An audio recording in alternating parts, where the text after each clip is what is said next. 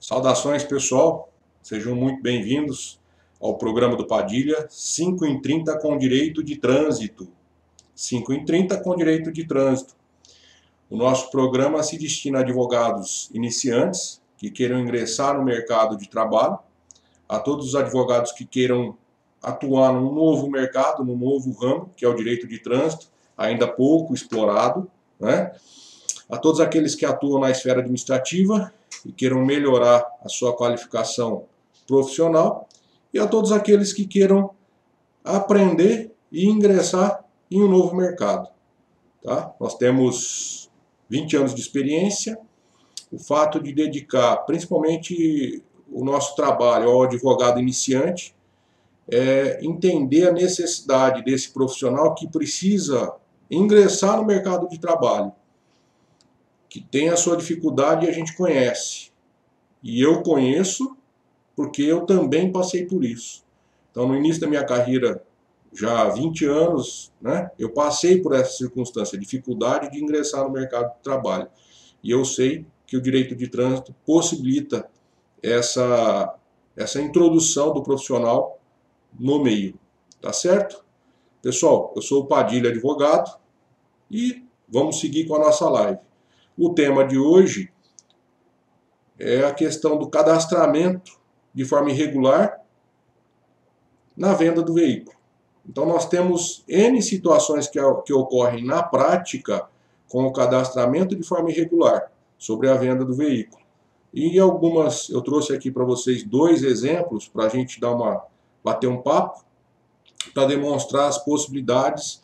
De repente o raciocínio que a gente utilizou são casos práticos. Obviamente que eu vou preservar o interesse dos clientes, zelar pela intimidade e não vou divulgar nomes, mas a situação em si é interessante, dá para aprender um pouquinho analisando os casos práticos, beleza? Para quem está assistindo a gente aí no Facebook, como sempre, eu vou colocar as nossas redes sociais.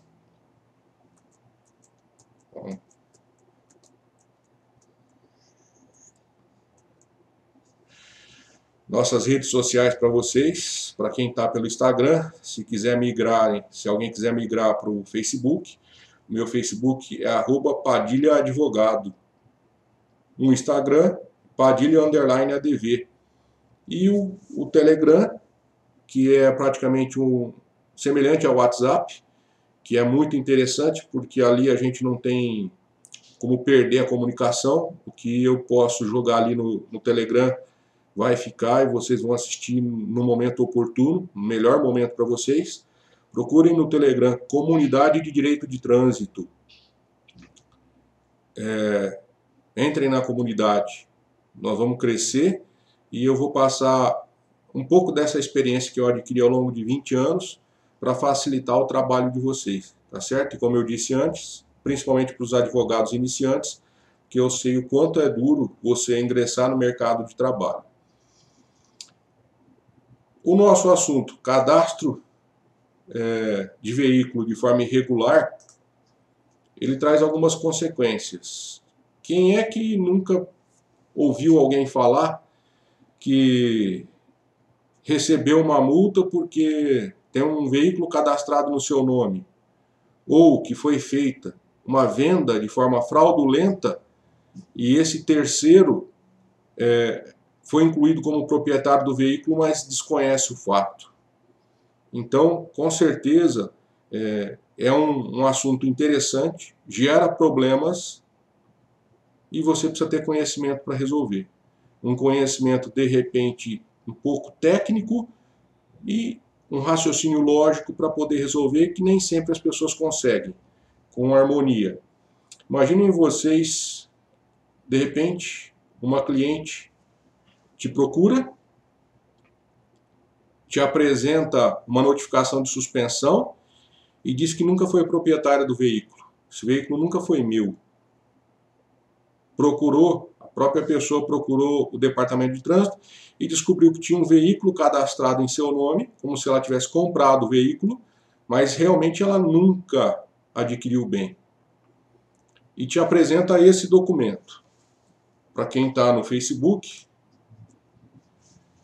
Segue aí a cópia do documento, obviamente, vedando aí os dados, né? Para quem está com a gente aqui no Instagram, não sei se dá para ter uma ideia, né? Esse é o documento. E para vocês que estão analisando, né? Esse documento ele tem uma falha.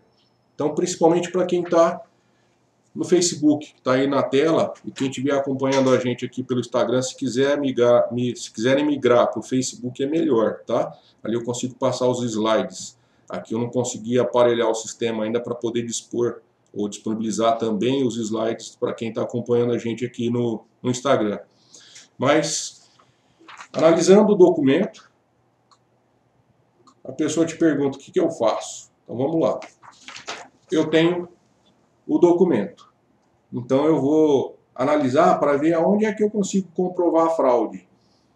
E se eu analiso o documento, eu tenho nesse exemplo, então fizeram uma fraude e colocaram o veículo em nome do cliente, sendo que o cliente nunca adquiriu o bem. Nesse caso, eu não sei se está visível para quem está no Instagram, mas para quem está no Facebook, nós temos os dados, tudo bem. O que falta nesse documento aqui é aqui embaixo, não dá para visualizar direito, mas nós temos o reconhecimento de firma do vendedor e do comprador, o campo ficou em branco. Então é um detalhe interessante. O recibo de venda do veículo foi totalmente preenchido, inclusive com os dados do cliente, e esse recibo ficou em branco no local da assinatura do proprietário. E ainda assim, o departamento de trânsito recepcionou o documento e fez a transferência. Então, para quem está acompanhando pelo Facebook, vocês percebem aí que é um documento datado de 2008. E esse caso aconteceu há mais ou menos uns 3 anos e meio. 3 anos e meio, 4 anos. A pessoa não tinha o conhecimento desse fato e de repente ela recebeu na sua casa a notificação de suspensão referente a esse veículo e quando foi procurar viu que seu nome estava no CADIM, já tinha toda uma circunstância sobre débitos referente ao veículo e ela ali sendo cobrada. Então um detalhe interessante que eu citei para vocês ao analisar o documento, a gente observa que não tem assinatura do proprietário. Para alguns, né, o raciocínio já seria, isso é fácil de resolver. Para outros, não. Mas essa facilidade em resolver, qual seria? O raciocínio inicial seria basicamente, eu vou comunicar ao Detran e ele vai excluir o meu nome, já que não tem o meu nome como proprietário, adquirente, não é? Esse é o raciocínio simples. Essa situação, no estado de São Paulo, ela ocorre com muita frequência. A questão de fraude sobre veículos é muito normal no estado de São Paulo.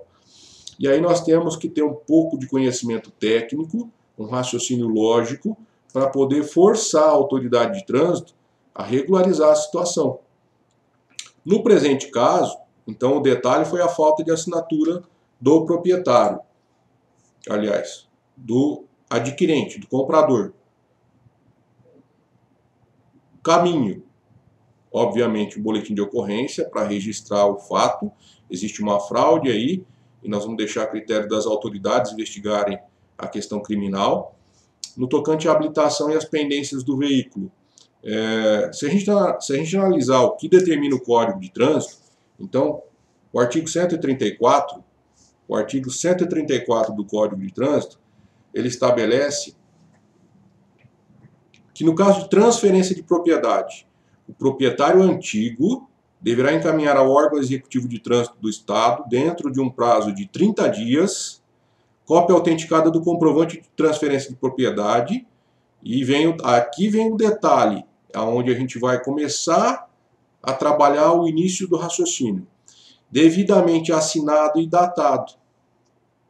O artigo 134 determina que o proprietário vendedor tem 30 dias para noticiar ao Departamento de Trânsito a venda através do recibo devidamente assinado e datado.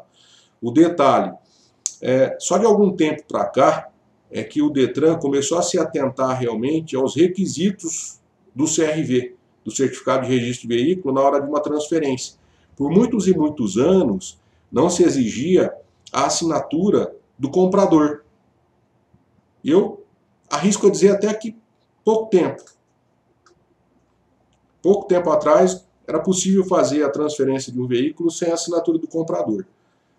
Isso dava margem a várias irregularidades. No nosso caso, por exemplo, não tinha assinatura do comprador, uma situação fraudulenta, em que a pessoa veio somente 2016, final de 2017, mais ou menos ali, a ter conhecimento. Bom, vamos lá. O artigo 134 estabelece a necessidade do documento devidamente datado e assinado. Perfeito. Uma questãozinha para vocês. O artigo 134 determina uma ordem, né? É uma ordem aqui. O artigo está dando uma ordem para quem trabalha na área de trânsito. Para fazer a transferência, a pessoa tem que apresentar o documento devidamente assinado e datado. Esse ato administrativo, que vai ser praticado pelo agente de trânsito no órgão de trânsito, ele é um ato administrativo vinculado ou é discricionário? Então entra um pouquinho do que nós já falamos ontem, inclusive. A norma, ela possibilita que o agente de trânsito pondere por um caminho ou outro? Não, a norma não possibilita. O artigo 134, ele é claro.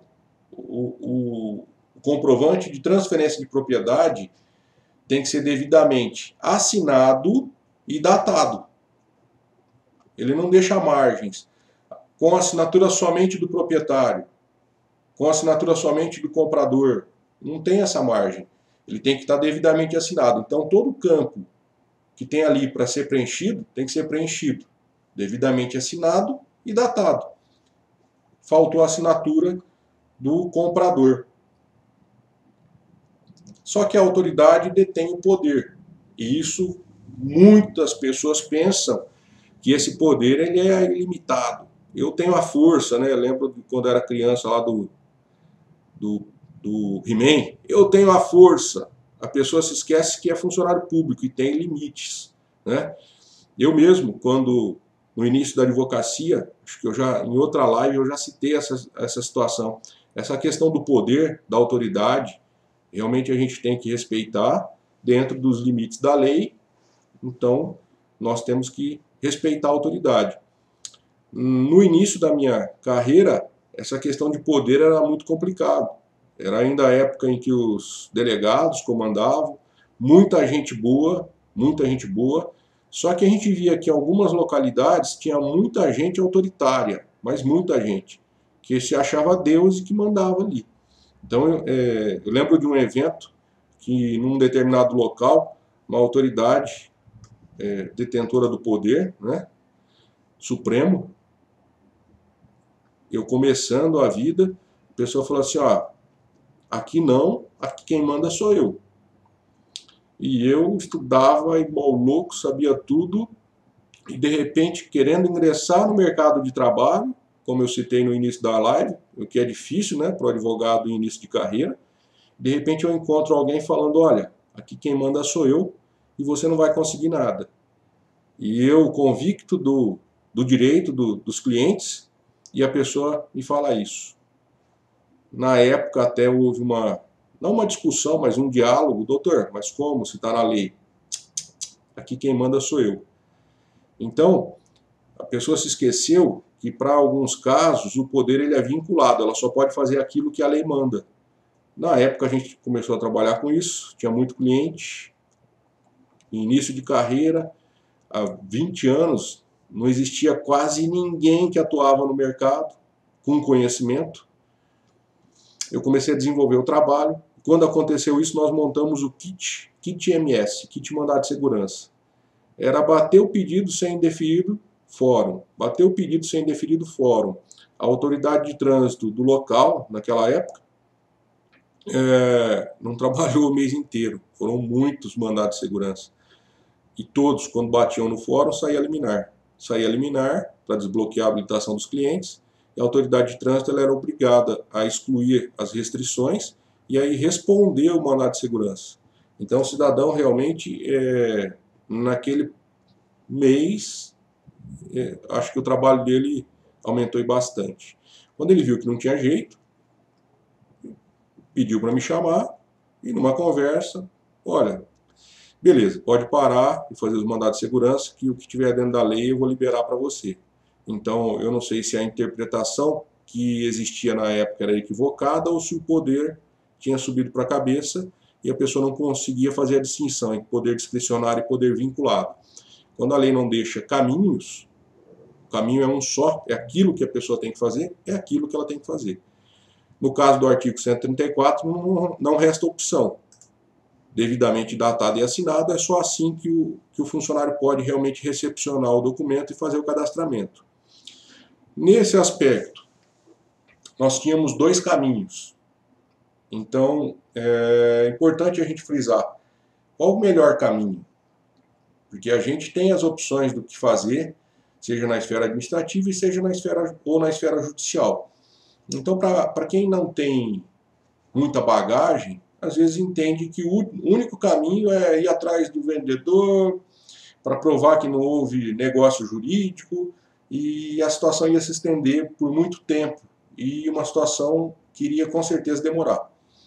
Então, na minha mente, como o ato era vinculado, ocorreu uma falha por parte do Detran. O Detran não poderia ter feito o registro desse veículo em nome da suposta proprietária, porque faltou um requisito do documento, que era a assinatura da proprietária. Se fosse uma compra verdadeira e o Detran tivesse negado, era fácil de resolver o problema. Mas era uma compra, uma simulação fraudulenta de 2008 que foi gerar problemas para ela só em 2016, 2017. Caberia um mandado de segurança ou ação declaratória? Ou ação contra o proprietário anterior que vendeu o veículo? Então caberiam as três situações: uma ação contra o proprietário anterior para comprovar que não houve negócio jurídico, uma ação, um mandado de segurança e uma ação declaratória. Para alguns, o mandado de segurança seria impossível, porque nós sabemos do prazo, né? A partir da ilegalidade, o prazo para o cidadão entrar com o mandado de segurança, 120 dias. E a situação era de 2008 e ela teve conhecimento em 2017. Então, nesse caso, o meu raciocínio foi: eu preciso instigar a autoridade de trânsito para que ela resolva o problema, ou, se não for resolvido e for indeferido, está aí uma ilegalidade. E aí, em tese, eu tenho a possibilidade de um mandado de segurança, que juridicamente é mais rápido, né, do que a ação judicial, declaratória, buscar o proprietário anterior, e eu precisava resolver rápido. Perfeito.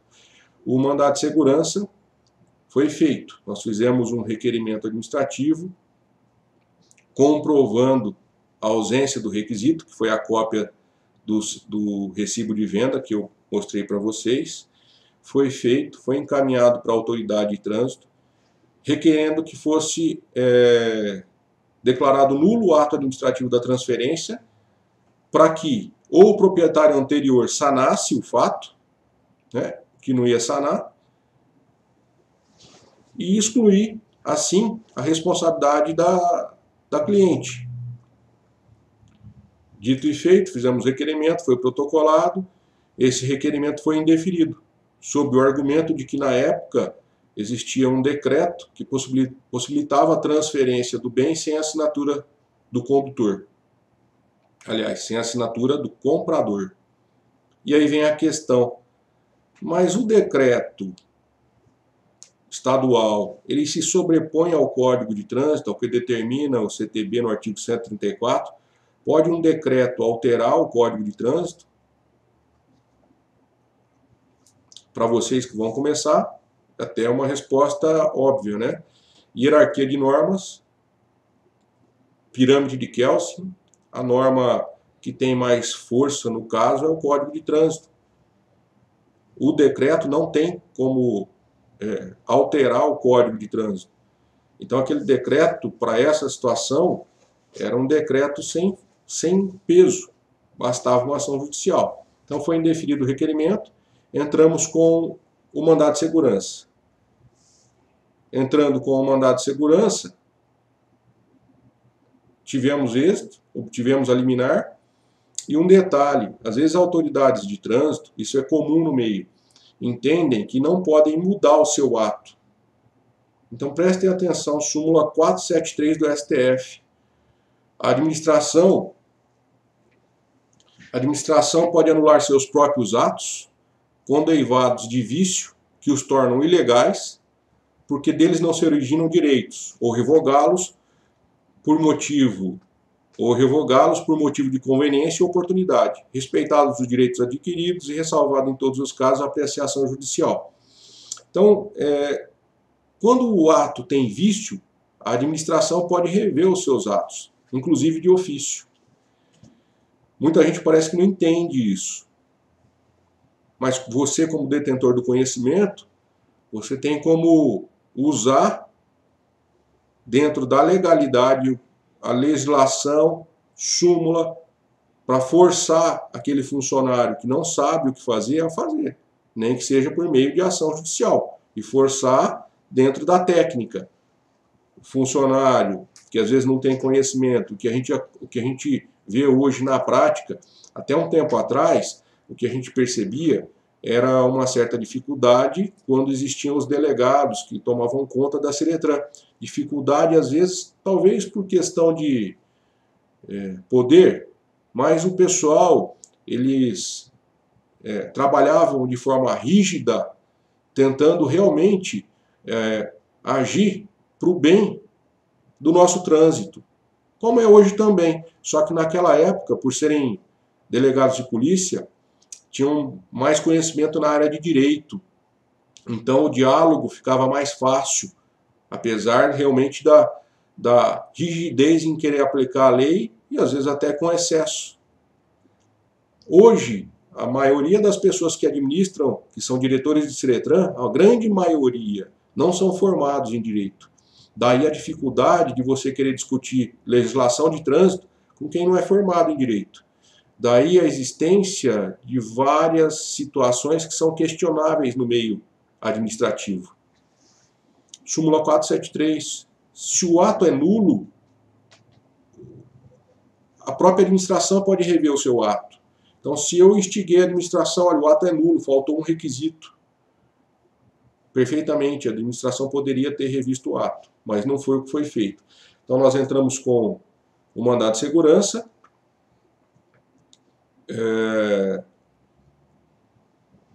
Inicialmente obtivemos aí a liminar e depois a decisão judicial. Vou passar aqui. Então, para quem está no Facebook, segue a cópia, né, da decisão judicial. Inclusive eles salientam na portaria do Detran, eu mencionei decreto, mas na época era uma portaria do Detran 1605 de 2005. Que exigia apenas a assinatura do vendedor, com reconhecimento de autenticidade para realizar aquele ato. Portaria do Detran não revoga a lei, o juiz concedeu a liminar, e depois ele concedeu a sentença. Ante o exposto, ratifica a liminar e concede a segurança para determinar que seja cancelado o ato de comunicação de venda do veículo de placa tal, devendo ser excluído definitivamente o nome da impetrante como se fosse dele proprietária. Então o juiz reconheceu já de pronto a liminar e depois em sede de sentença mandou excluir todos os dados da cliente do sistema. Resolveu? Resolveu. Teria necessidade? Não. Mas na esfera administrativa é assim que funciona. Tá? É muito difícil, às vezes, na esfera administrativa, o pessoal reconhecer a ilegalidade. Mas é possível judicialmente. Administrativamente, se resolvem questões, sim, um pouco difícil, mas é possível. Então nós vamos passar para um outro caso. Eu não sei se eu consegui passar para vocês, e espero que tenha conseguido passar, a necessidade de conceitos que vocês precisam ter em mente para poder resolver. Aqui, conceito de ato vinculado, ato discricionário, até onde vai o poder da autoridade de trânsito. Então, com isso, a gente conseguiu resolver esse problema. Para quem não conhece, de repente uma ação judicial, porque iria entender que não caberia um mandado de segurança. Mas, às vezes, você tem o direito de peticionar para a autoridade, pedindo para que se aplique o direito, e se o ato for nulo, ela pode rever os seus atos de ofício. E a partir do momento que ela não o faz, normalmente ali já se caracteriza uma ilegalidade. E diante da ilegalidade, o mandado de segurança, independente do tempo pretérito. É óbvio que cada caso é um caso, então você vai analisar o caso concreto. Numa segunda situação, também um caso real, nosso, a pessoa fez a venda e fez de forma correta. Fez a venda, foi para o cartório, preencheu o recibo, tudo certinho. Tranquilo. Passado um determinado tempo, essa pessoa recebe uma notificação de suspensão.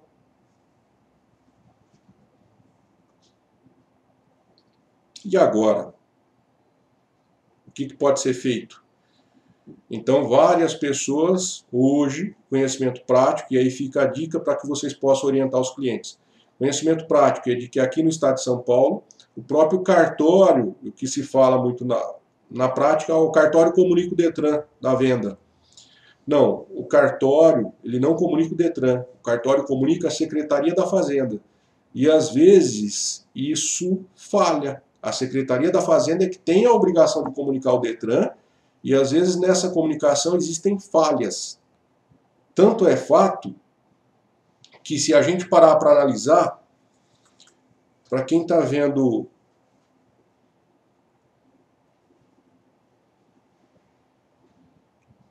o Facebook, eu coloquei aí para o pessoal, eu retirei do site do Detran.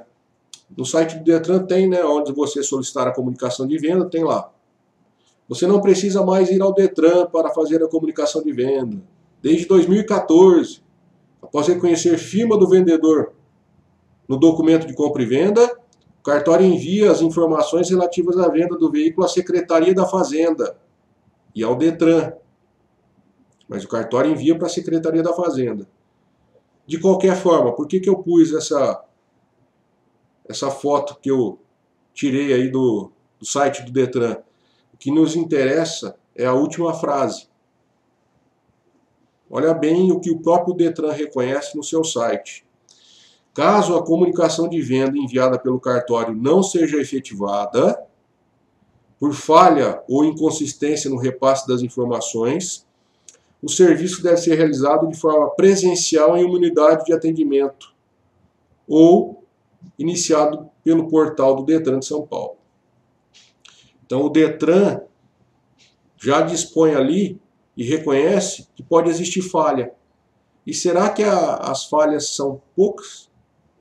Ou será que o índice é relevante para que eles informem isso no site? Então existem as falhas. E como é que vocês vão sanar a questão do seu cliente se de repente ele chega para você com uma notificação de suspensão? Fala, Francisco, você tá bom? Obrigado aí pela presença. E o que é que vocês vão falar para a cliente de vocês quando ela apresentar uma notificação de suspensão de um veículo que ela vendeu e todas as infrações ocorreram pós-venda, pós-data de venda, e ela tendo feito a venda de acordo com a lei? Foi lá no cartório, reconheceu firma, tudo belezinha, e aí foi informado que não precisava entrar em contato com o Detran, porque o cartório ia notificar a Secretaria da Fazenda, e a Secretaria da Fazenda repassa as informações. Então, nesse caso, não foi o que aconteceu. A Secretaria da Fazenda ou repassou, eu sei que teve algum problema na comunicação e ela foi premiada, recebeu a notificação de suspensão por um veículo que ela já havia vendido. Como nós falamos lá atrás, e fica a pergunta: qual é o prazo para que o vendedor, o proprietário vendedor, notifique o Detran. E essa é a dica prática, para vocês orientarem os clientes, né? Qual é o prazo? Da data da venda, o proprietário vendedor tem 30 dias para comunicar ao Detran. Fica a dica. Não acredita só na comunicação feita pelo cartório, tá? Eu acho que é válido pedir uma cópia autenticada, se dirigir até o órgão de trânsito e protocolar ali. Pede para o funcionário, dá um carimbaço na sua cópia. Toma via, estou comunicando que eu vendi, na sua cópia o funcionário vai lá e dá um carimbaço. Carimbo do órgão, a data e a assinatura do funcionário. Francisco, não te acho no Face. Rapaz, @Padilha Advogado. Vê se você acha aí, @Padilha Advogado.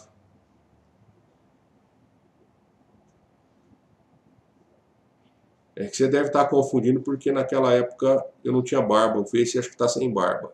Mas é @Padilha Advogado. Beleza? Tá ao vivo. Seguindo então, o ideal é que a pessoa também pegue uma cópia autenticada e comunique a venda. Nesse caso em específico, a pessoa tinha feito tudo.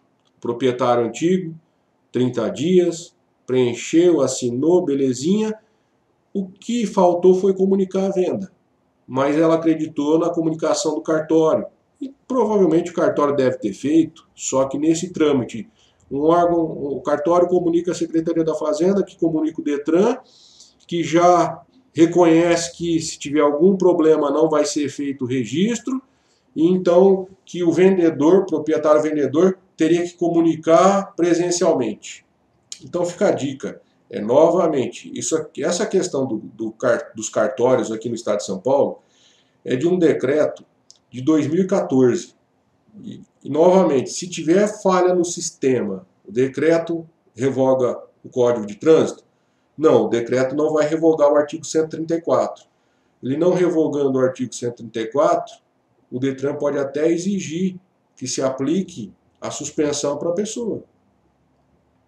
Embora existem elementos que comprovem que essa pessoa não era mais proprietária. Então, dois caminhos. Você vai reunir todos os documentos necessários para poder resolver o problema. Cópia do recibo, você vai acessar o site do Detran, e ali no site do Detran tem uma área onde você pesquisa sobre o veículo, e quando você acessa o cadastro do veículo, aparece lá, comunicação de venda. Então, nesse caso em específico, constava a comunicação de venda no site do Detran, e de forma absurda, o Detran encaminhou a notificação de suspensão para o cliente. Então ela tinha toda a documentação necessária. Uma vez reunida a documentação, e segundo o próprio decreto do Estado de São Paulo, no seu artigo 4º, o próprio decreto do Estado de São Paulo, no seu artigo 4º, é o decreto 60.489, de 2014.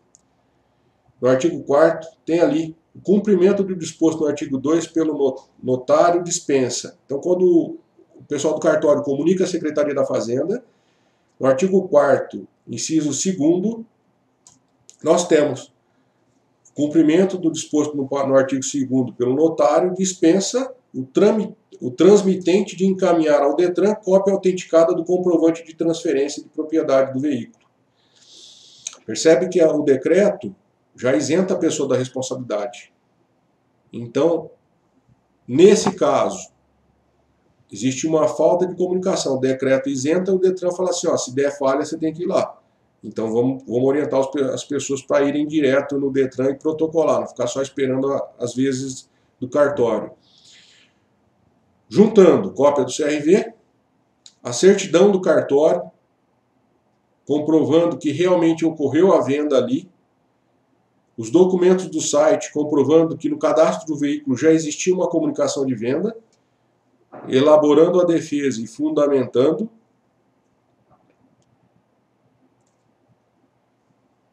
o recurso na esfera administrativa foi deferido.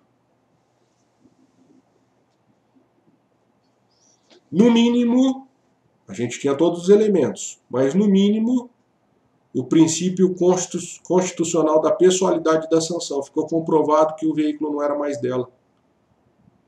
Não cabe a pessoa responder administrativamente se ela tem provas de que a propriedade do bem não era mais dela. E para a gente fechar o nosso assunto, então nós falamos sobre um veículo que foi feito, onde foi feita a transferência junto ao Detran, e o recibo não estava devidamente preenchido. Com certeza, uma fraude das muitas que existem no mercado, no meio.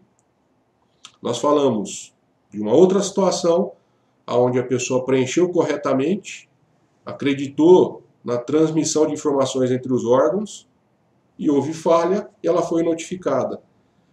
E para a gente encerrar, sendo bem rápido, né? E para aquelas pessoas que só vendem o veículo e às vezes até preenchem o recibo, preenchem, mas na correria, entrega, pega o dinheiro, tchau, vai embora. Então, para as pessoas que possuem um documento comprovando a venda, ou qualquer outro tipo de prova que comprove a venda, como se trata de um bem imóvel, nós teríamos aí a tradição. E existem N jurisprudências entendendo que se você tem a prova da venda através da tradição, ou seja, entreguei o bem, recebi os valores, eu fiz a transferência da posse, a transferência da propriedade, o ato administrativo de ir para o cartório, reconhecer a firma do registro, comunicar ao Detran, seria uma mera formalidade administrativa. A posse, aliás, a transferência de propriedade de coisas móveis pelo Código Civil se faz com a tradição, com a entrega do bem. Então, para aqueles que de repente possuem meios de provar,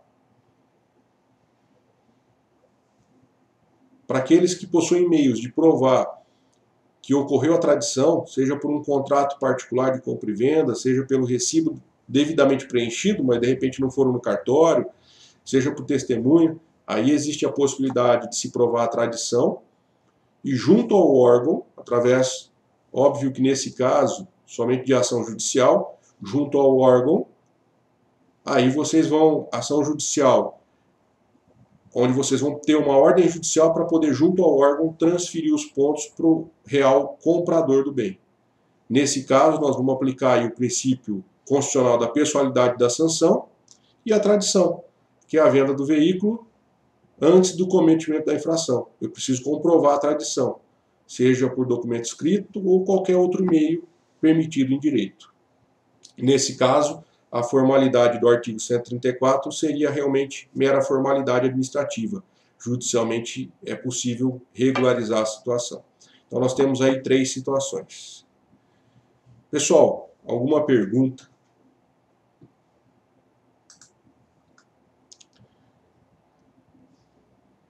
Nosso assunto hoje foi para tentar demonstrar alguns raciocínios e alguns conhecimentos para que vocês possam solucionar o caso dos clientes dentro da legalidade, sem precisar de outros artifícios ilegais, né, que a gente abomina e não recomenda.